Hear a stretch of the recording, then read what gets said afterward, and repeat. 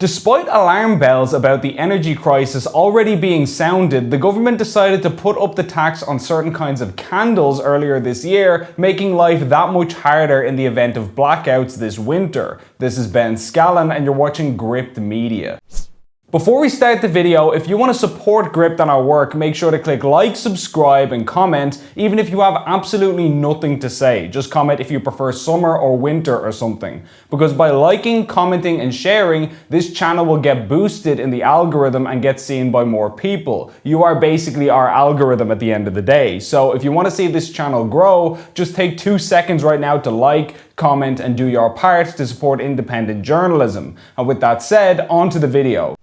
Amid the ongoing energy crisis, the Irish government has naturally received a lot of criticism for the vulnerable position we find ourselves in as a nation, as one might expect, and much of that criticism is well earned. Of course, there's a global geopolitical dimension to the energy crisis, and Irish politicians don't control European gas prices. Of course, the war in Ukraine plays a major part in the drama, and to lay blame for the crisis solely at the feet of Irish ministers would be ridiculous. But as seen on RTE, we've now established that Ireland is the single least prepared country in Europe to deal with the ongoing and incoming energy shortages, and that is thanks solely to the ingenious energy policy of era's best and brightest over the past number of years. After all, who else would we blame if not the people at the joystick making the decisions? And so as energy providers warn of potential rolling blackouts and rationing this winter, some people have half joked that this bloody government will have us staggering around by candlelight before the end of the year, or words to that effect. But I fundamentally disagree with that. Not because it's unfair or too harsh or anything, quite the opposite. I disagree because it's far too optimistic and generous to assume that you'll even be able to get candles in December.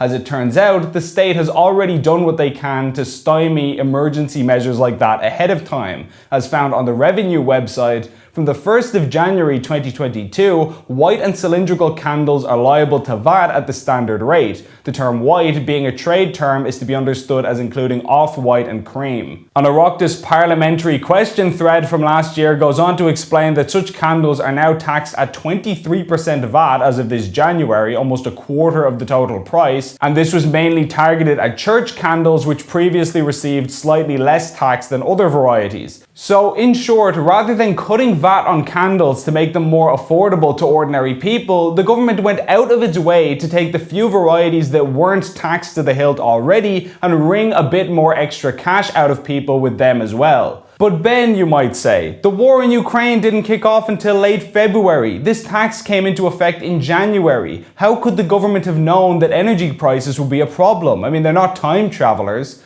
And that would be a very fair point if it wasn't for the fact that blackout warnings were being issued early last year, months before a single shot was fired in Ukraine. As reported on August 17th, 2021 in the Irish Examiner, the Department of the Environment insists it is taking sufficient steps to avoid rolling blackouts this winter, but admitted a shortage of electricity supply can never be ruled out. The government was first warned about the risk of blackouts earlier this year by energy regulator, the Commission for Regulation of Utilities and national grid operator EirGrid. So not only was this highlighted to the government as far back as June 2021, but one major report from EirGrid last September said that Ireland may have electricity shortages over the next 5 winters. This prompted Energy Minister Eamon Ryan to say that he can't be absolutely certain blackouts won't occur. So Russian war or no Russian war, energy supply and potential power outages have been a looming problem in Ireland for at least a year.